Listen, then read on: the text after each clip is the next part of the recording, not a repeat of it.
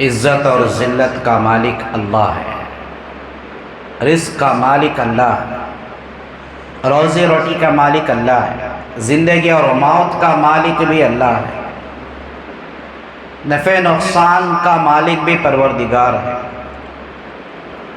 اب اس مختصر دنیا میں آنے کے بعد ہمیں یہاں بھی ہمارا یقین یہ چھوڑنا اور ہماری بول، ہمارا زبان، ہمارا اقرار بھی یہی ہونا کہ اللہ ہی سب کچھ ہے۔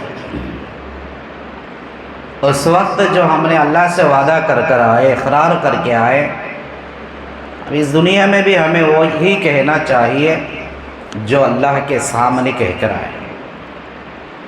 اسی کو امتحان گاہ کہتے ہیں، لیکن انسان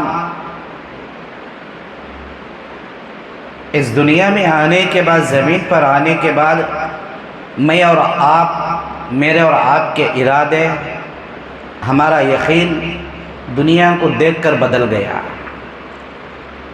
دنیا کی زیب کو دیکھا، زینت کو دیکھا، یہاں کے عیش و عشرت کو دیکھا، یہاں کے وقتی طور کے عزتوں کو دیکھا، عہدوں کو دیکھا۔ ہم نے اللہ کو بھلا دیا اس دنیا میں آ کر، جبکہ اس دنیا کی کوئی حیثیت اللہ کے نزدیک نہیں ہے۔ حدیث مبارکہ میں آتا ہے کل روز قیامت بہت بڑے گنہگار سے گنہگار کو بھی اللہ تبارک تعالی اس دنیا سے 10 گنا بڑی جنت عطا کرتے ہیں۔ کتنی یہ دنیا کتنی بڑی ہے، اس سے 10 گنا زیادہ، اس سے بڑھ کر گنہگار کو اللہ آخر میں اتنی بڑی جنت دیتے ہیں۔ اس سے معلوم ہوا جب 10 گنا بڑی جنت اس دنیا سے ملتی ہے تو اس دنیا کی قدر و قیمت کیا ہے اللہ کے نزدیک؟ نہ دنیا کی کوئی قیمت ہے اور نہ اس زندگی کی ہمارے پاس کوئی ویلیو ہے۔ ایک قطرہ پانی سمندر کا یہ دنیا کی زندگی اور دنیا کی عمر ہے، باقی کا سارا سمندر مرنے کے بعد کی زندگی ہے۔ تو اللہ نے ہمیں اس لیے بھیجا، اس زمین پر جاؤ، تمہارا کچھ امتحان ہوگا، جو کامیاب ہوگا، جو ناکام ہوگا، فَمَن يَعْمَلْ مِثْقَالَ ذَرَّةٍ خَيْرًا يَرَهُ وَمَن يَعْمَلْ مِثْقَالَ ذَرَّةٍ شَرًّا يَرَهُ۔ رائے دانے کے ذرہ برابر بھی زمین پر رہ کر خیر کریں گے تو اللہ تبارک و تعالیٰ اس کا اچھا صلہ دنیا میں بھی دے گا، مرنے کے بعد بھی دے گا۔ رائے دانے کے ذرہ برابر بھی اگر شر اور برائی اس دنیا میں کریں گے تو اللہ تعالیٰ اس کا بدلہ اس دنیا میں بھی دے گا، مرنے کے بعد بھی دے گا۔ دنیا میں کیسے دے گا؟ اچھے خاصے ہم جی رہے ہیں، کھا پی رہے ہیں، اولاد ہو رہی ہے، کاروبار کر رہے ہیں، زندگی گزر رہی ہے، لیکن ہمارے نافرمانیوں کا، ہمارے برائیوں کا اور ہمارے گناہوں کا صلہ اللہ کیسے دے رہا؟ ہمیں غور کرنے کی ضرورت ہے۔ ہمارے جسم میں کم و بیشی ہوئی تو فوراً ہمیں توجہ دیتے ہیں، یہ تکلیف مجھے کیوں ہو رہی ہے، یہ پریشانی مجھے کیوں ہو رہی ہے، پیٹ کا درد کیوں آیا، سر کا درد کیوں آیا، ہاتھ پیر کا درد کیوں آیا، میرے جسم میں یہ پریشانی کیوں آ رہی؟ فوراً ڈاکٹر کا، حکیم کا، طبیب کا راستہ اپناتے ہیں۔ ہمیں حفاظت کرنا ہے اپنے جسم کی، اپنے جان کی، تو فوری توجہ دیتے ہیں۔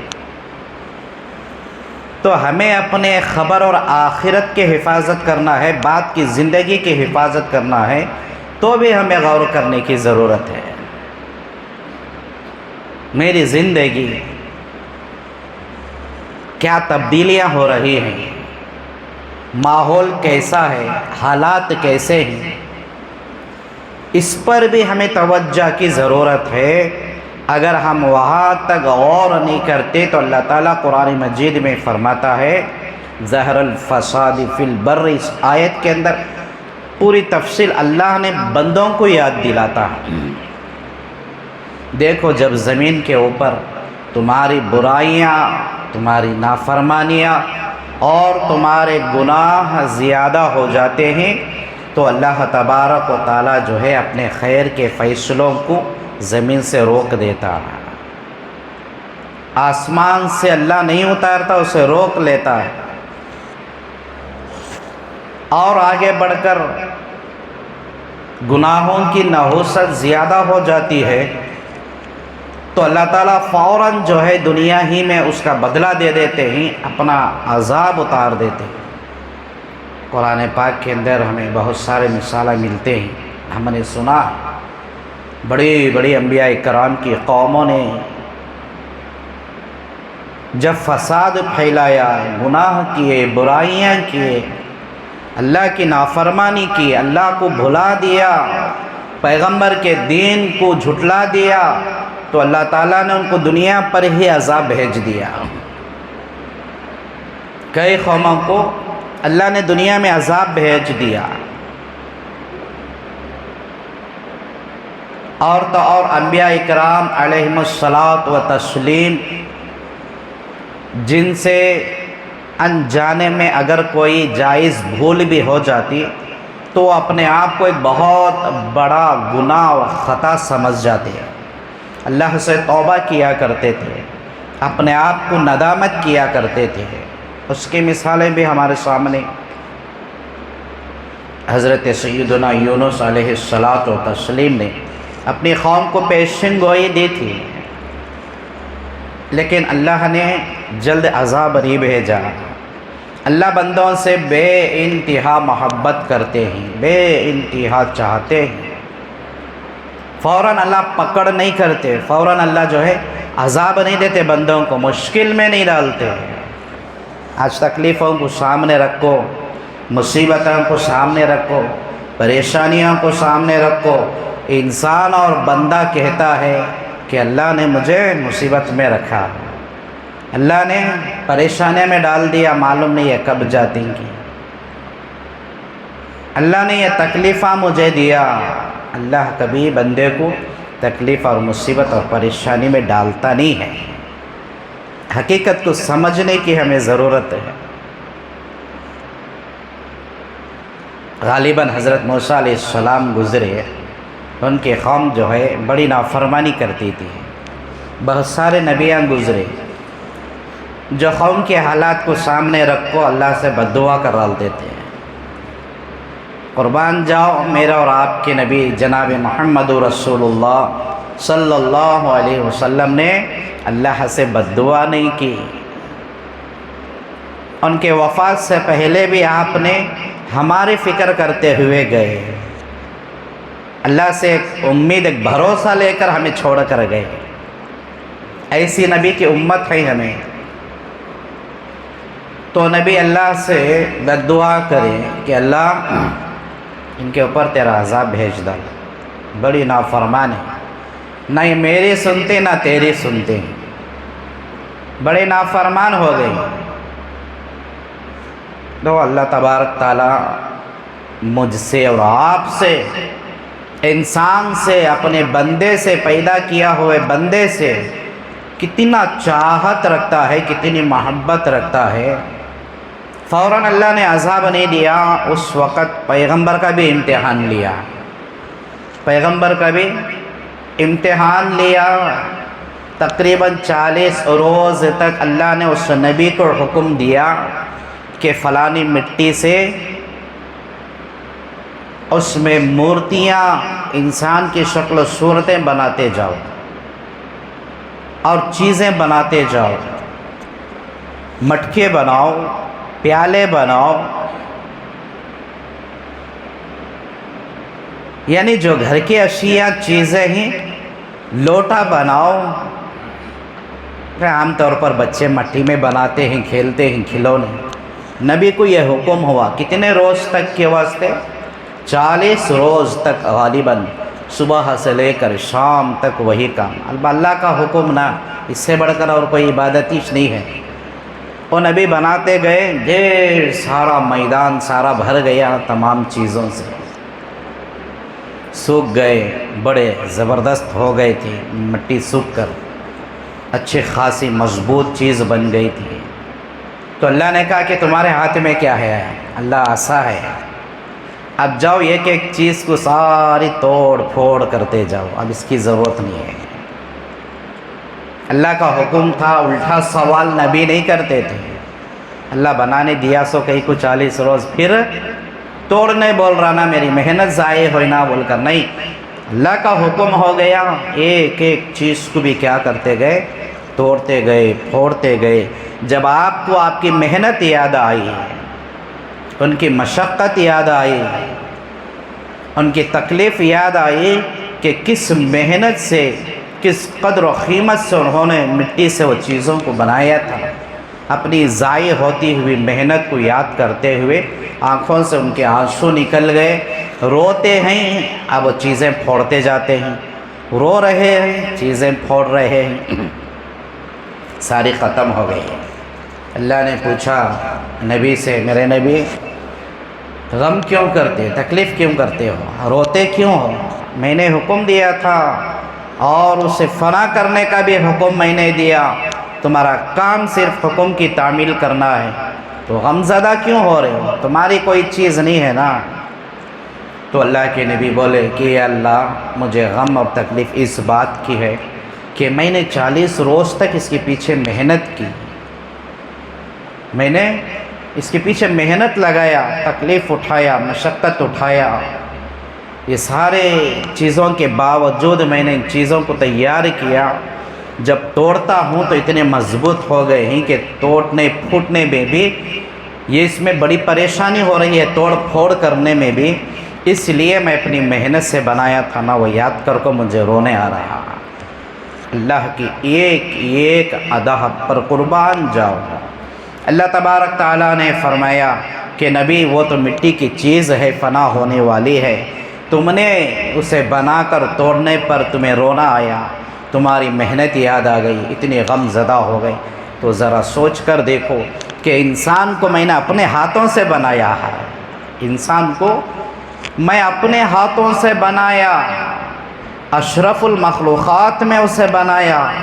جب تم نے میرے بندوں پر بد دعا کی فرمائش کی تھی تو مجھے کتنا درد ہوا ہوگا، مجھے بھی کتنا افسوس ہوا ہوگا. حالانکہ ان تمام چیزوں سے اللہ پاک ہے، لیکن ہمیں سبق دینے کے واسطے، ہمیں اللہ کی کتنی محبت میرے اور آپ کے اوپر ہے یہ معلوم کرانے کے واسطے، درد، پریشانی، غم، تکلیفوں، تمام چیزوں سے اللہ پاک ہے.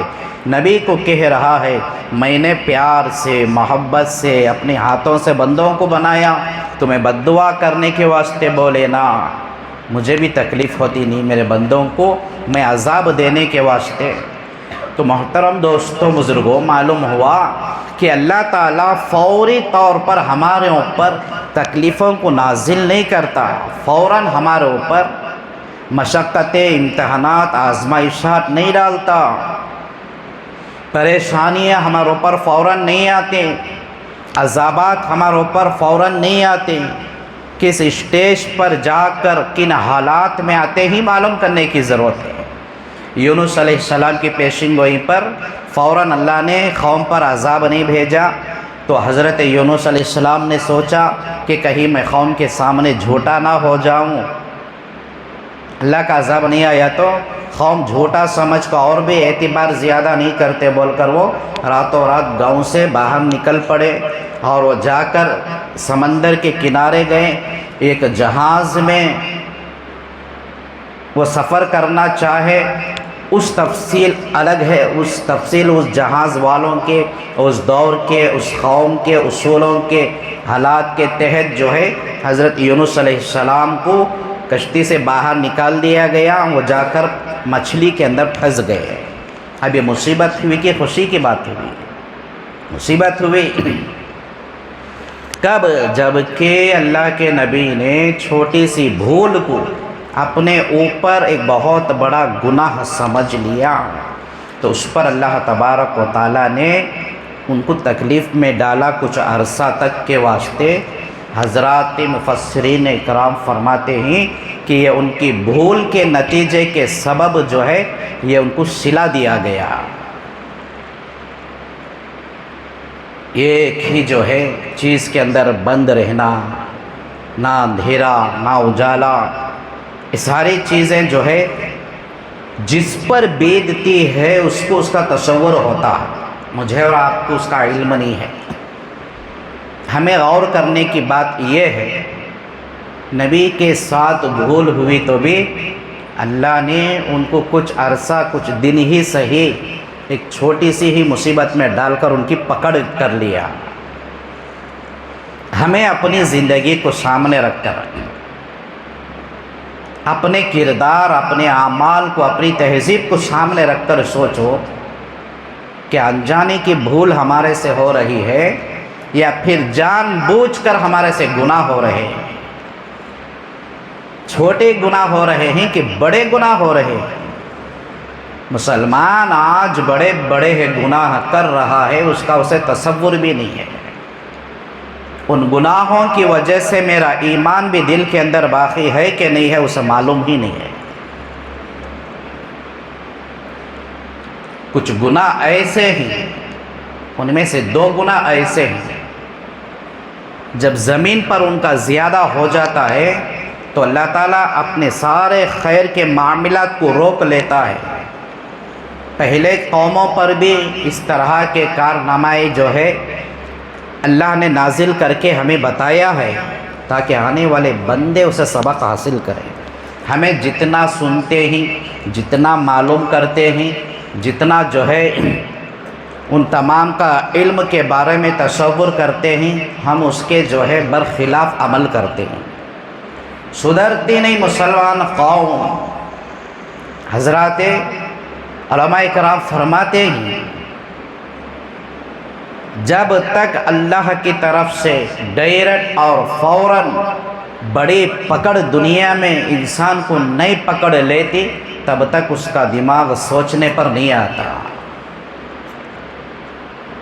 بڑا مار اللہ کا ہمیں نہیں پڑتا، نہیں دماغ سوچنے کی جو ہے زحمت نہیں اٹھاتا۔ آج حالات ہیں مسلمان نہیں سوچ رہا، اپنے آپ کو نہیں سوچ رہا۔ 2 گناہ ایسے جو زمین پر عام ہو جاتے، اللہ سارے خیر کے معاملات کو جو ہے روک لیتا ہے۔ ایک ہے زنا، بدکاری، دوسرا سود کا گناہ۔ ہر کسی کو اس پر غور کرنے کی ضرورت ہے۔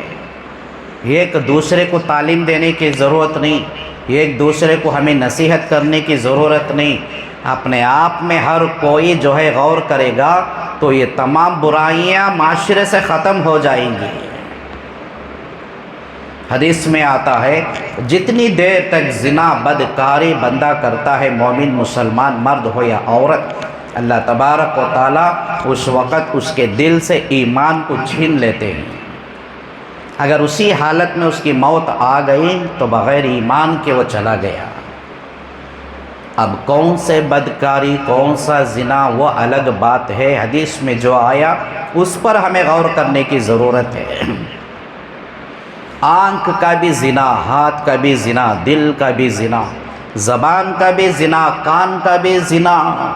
انسان کے ہر عضو سے جو بندہ سوچتا ہے، خیال کرتا ہے، دیکھتا ہے، سنتا ہے، چھوتا اور پکڑتا ہے، چلتا ہے، یہ سارے چیزیں حدیث میں آئے کہ اسی گناہ کے اندر مرتب ہوتے ہیں۔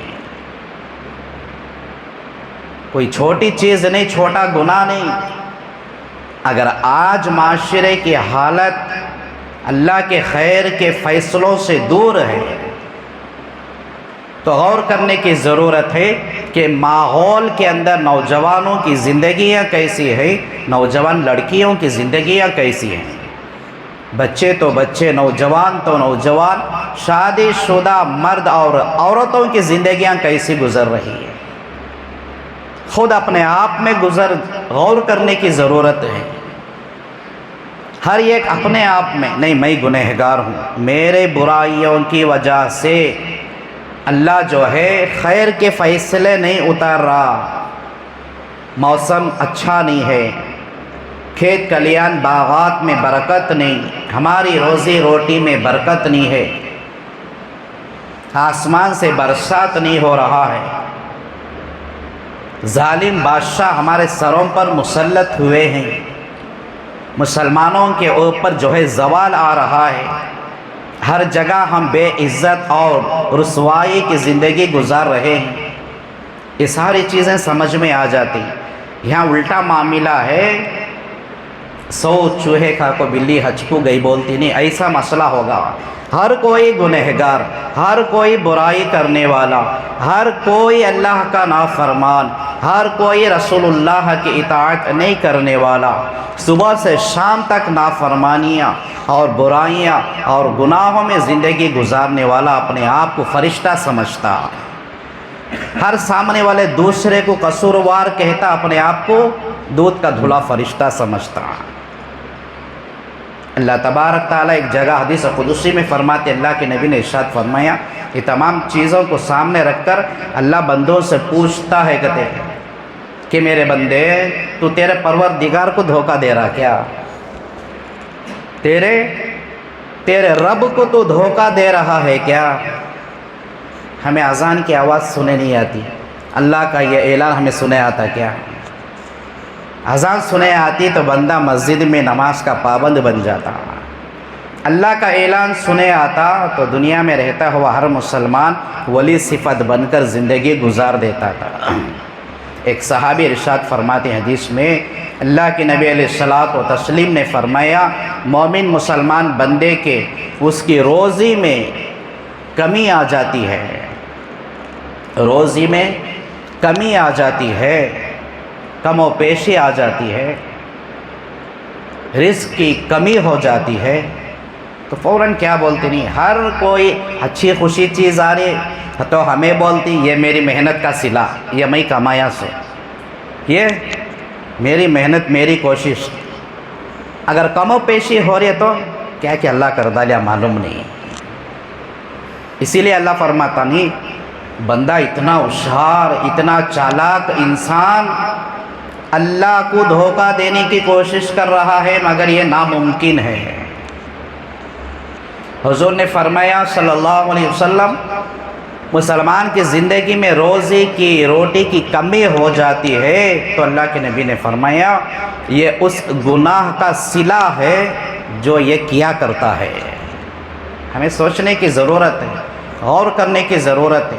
آج کی ہماری کمائیوں میں برکتیں نہیں، ہمارے فصلوں میں برکتیں نہیں، اناج میں برکتیں نہیں، کاروبار میں ہماری خیر و برکتیں نہیں، ہماری صحت میں برکت نہیں، ہمارے گھروں میں برکتیں نہیں۔ غور کرنے کی ضرورت ہے، دنیا پر حالات کو لا کر نہیں کھڑانا۔ دنیا مہنگائی میں چل رہی ہے، دشمناں ہیں، ظالم بادشاہ ہیں، ان کا کوئی قصور نہیں ہے، قصور اپنے آپ میں ہمیں ڈھونڈنے کی ضرورت ہے۔ ہمارا ارادہ بھی بدل جاتا ہے تو حالات بدل جاتے ہیں، ہماری نیتیں بھی بدل جاتی ہیں تو حالات بدل جاتے ہیں۔ ارادہ اور نیت تو چھوٹی چیز، ہماری خود زندگی اپنے اعمال ہی بگڑ گئے، کس پر دوش دیں گے؟ ساری زندگی ایسے ہی گزاریں گے، ہر کوئی دوسرے پر دوش دیتے ہوئے، لیکن ناکامی کی ہی زندگی ہماری ہوگی۔ کامیاب ہونا ہے، اللہ نے ہمیں امتحان کے واسطے بھیجا، جہاں ہم اس وقت بول کر آئے کہ اللہ سب کچھ تو ہی ہے، وہ یقین کے ساتھ آج زندگی گزارنا کہ اللہ آج بھی میرے مرتے دم تک، روز قیامت تک کی بھی جو ہے ہر چیز کا مالک، پالہانار، خالق تو ہی ہے۔ یہ یقین کے ساتھ زندگی گزارنا ہے۔ ارادہ اور نیت بھی ہمارا بدلے گا نا، اس کے اثرات ہوتے ہیں۔ نماز پڑھتے ہیں تو اس کا اثر ہوتا ہے، جو کام کرتے ہیں اس کا اثر ہوتا ہے، گناہ کرتے ہیں تو اس کا اثر ہوتا ہے۔ نیت اور ارادہ بدلتا ہے تو فوراً اللہ اس کا بھی اثر دکھاتا ہے۔ ایران کے بادشاہ گزرا، نوشیروان بادشاہ، ایک زمانے کا بڑا عادل بادشاہ تھا، انصاف گزار بادشاہ تھا، اچھی نیت والا، رعایا کی خدمت کرنے والا اچھا بادشاہ۔ جب وہ شکار کے لیے جنگل کی طرف گیا اپنے آدمیوں کے ساتھ، آپس میں سارے جو ہے جدا جدا ہو گئے۔ بادشاہ جاتے ہوئے بہت دور تک چلا گیا، اتنی دور تک گیا کہ اسے اچانک جو ہے پیاس کی شدت محسوس ہوئی۔ قریب میں تلاش کیا تو پانی تو کہیں نہیں ملا، لیکن ایک بے ساختہ اچھا خوبصورت ایک انار کا باغ نظر آیا اسے۔ اب اس باغ کے اندر گیا تو وہاں کا جو نگراں ایک نوجوان لڑکا تھا، اس سے بادشاہ نے جا کر پوچھا، پیاس بڑی شدت کی لگی ہے، ایک پھل توڑ کر دے دو۔ اس نوجوان نے انار دیا بادشاہ کے ہاتھ میں، اس نے اس کے چھلکوں کو نکالا، کھانا شروع کیا۔ اب ویسے بھی انار کے دانوں میں سے رس نکلتا ہے، بڑا مزیدار تھا، بڑا لذیذ تھا۔ سیر ہو گیا ایک انار میں، اس کا سارا بادشاہ کا پورا پیٹ سیر ہو گیا، خوش ہو گیا۔ تھوڑے ہی دیر میں اس کی نیت بدل گئی، ادھر کے پورے اطراف و اکناف کا بادشاہ میں ہوں، میرے علاقے میں ایسا لذیذ انار پھلوں کا باغ ہے، یہ میرے انڈر میں کیوں نہیں ہے، میرے نگران میں کیوں نہیں ہے؟ بادشاہ کی نیت بدلی، دل میں سوچ رہا کہ اس کے باغ کے مالک سے میں یہ باغ چھین لوں گا۔ ہم نوجوان سے پھر دوبارہ ایک پھل مانگا، دوبارہ انار لا کو دیا، پہلے سے زیادہ خطرناک، کھٹا، بدبودار ہے، پکا ہوا پھل نہیں ہے انار، نہ کوئی رس ہے۔ دیکھو پہلے اللہ تبارک و تعالیٰ جو ہے آن کے آن میں، پل میں، سیکنڈوں میں حالات کو لا کر دکھایا کرتا تھا، انسان کو جو ہے سمجھ آ جائے، معلوم ہو جائے، اس کا علم ہو جائے۔ لیکن آج بھی غور کرے تو یہ معاملات چل رہی، لیکن ہمیں غور کرنے ہمارے پاس وقت نہیں ہے۔ ہمیں اس دنیا میں اتنا ملوث ہیں، خیر کی آخرت کی زندگی کے بارے میں غور کرنے ہمارے پاس ٹائم نہیں ہے۔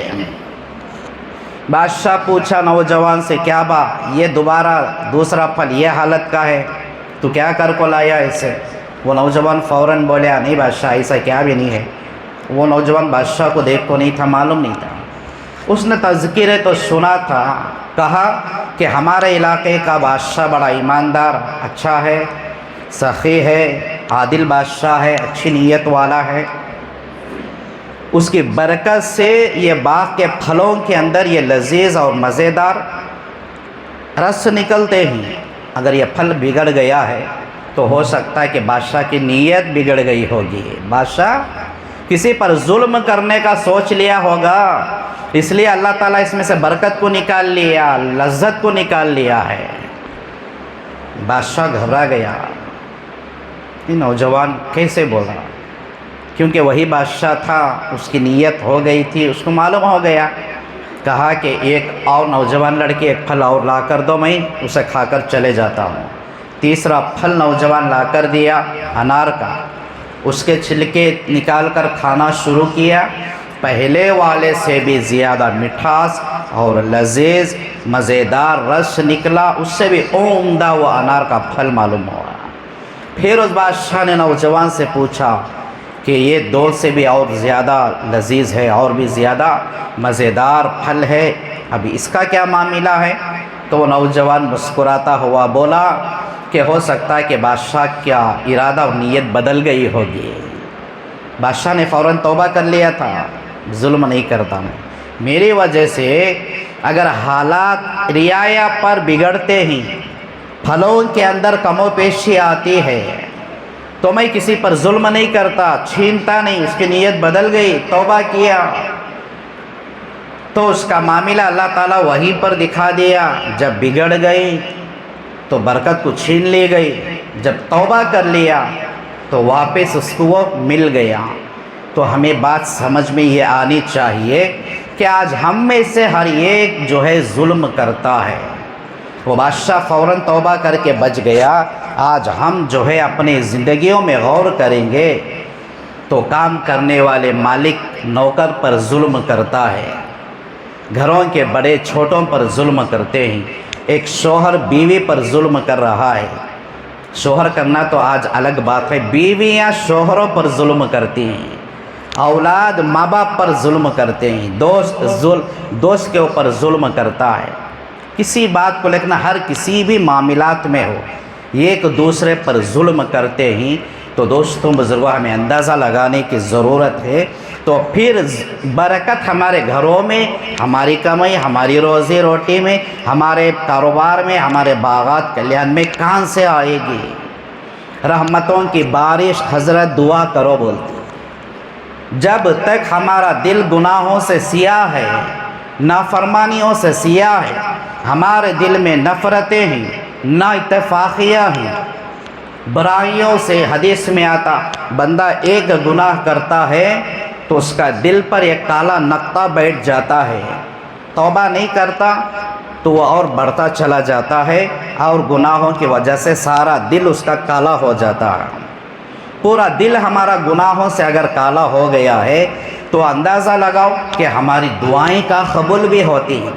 حدیث میں آتا حجر اسود جو خانہ کعبہ کے اندر پتھر موجود ہے، جنت سے لایا گیا، بڑا سفید تھا، انسانوں نے اسے چومنا شروع کیا، ان کے گناہوں کی وجہ سے وہ سارا پتھر جو ہے سفید سے کالے میں بدل گیا۔ ایک جنت کا پتھر جو ہے سفید سے کالے میں بدل گیا تو ہمارا دل کیا حالت رہا ہوگا؟ ہمارے گناہوں سے، ہماری برائیوں سے، ہماری نافرمانیوں سے ہمیں اندازہ لگانے کی ضرورت ہے۔ اگر زنا عام ہے، سود عام ہے، تو اللہ کی طرف کے خیر کے معاملات آنا یہ امید ہمیں چھوڑ دینا چاہیے۔ اور اگر ہمارے اندر گناہ ہیں، برائیاں، نافرمانیاں ہیں تو فوراً ہمیں توبہ کرنے کی ضرورت ہے۔ جب تک ہم اللہ کے سامنے نہیں گڑ گڑاتے، اللہ خیر کے فیصلے نہیں کرتا۔ نہ رحمت کی برسات ہوتی، نہ رحمت کی بارشیں آتی، نہ ہمارے کاروبار میں خیر و برکتیں اترتی ہیں۔ لہٰذا دوستوں بزرگوں، ہم سب کو بیانات کی ضرورت نہیں ہے۔ ہم بہت سارے بیانات سنتے ہیں، سنے ہیں، واقعات اور کہانیات سنتے سنتے ہم سن ہو چکے ہیں، لیکن اب حالات جو ہے اپنے آپ کو غور کرنے کی ضرورت ہے۔ اپنے آپ کو ہمیں نیند سے، غفلت کی نیند سے بیدار کر کے، ہوشیار کر کے، دنیا کی زندگی پر بھی، آخرت کی زندگی پر بھی مجھے اور آپ کو اپنے اعمال میں غور کرنے کی ضرورت ہے۔ اللہ سے دعا کرے اللہ تبارک و تعالیٰ اگر ہمارے اندر اس طرح کے کوئی کبیرہ گناہ ہیں تو ہم سب کی صدق دل کی توبہ کو قبول فرمائیں، اور ہم سب کو نیک ہدایت عطا فرمائیں، صراط مستقیم پر چلنے کی توفیق عطا فرمائیں۔ کہیں سنی ہوئی باتوں پر مجھے بھی آپ کو بھی عمل کی توفیق عطا فرمائیں۔ جو حضرات سنت نہیں پڑھے سنتیں پڑھ لیجیے۔